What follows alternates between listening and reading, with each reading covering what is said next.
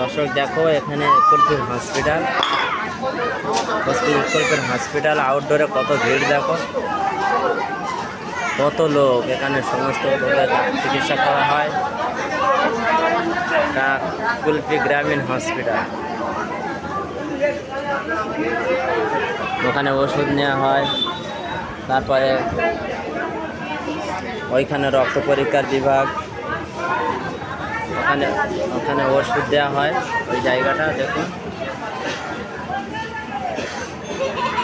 জায়গাটা এখানে ওষুধ, বিনামূল্যে ওষুধ পরিষেবা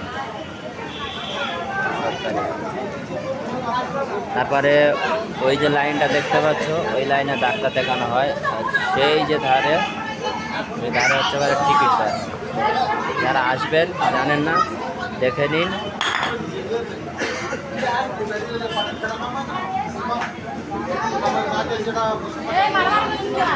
ওই যে ধারটা সেই কোনটা ক্যামেরা ঘোরাচ্ছে দেখুন, লাইন আছে, ওখানে টিকিট দেওয়া হয়।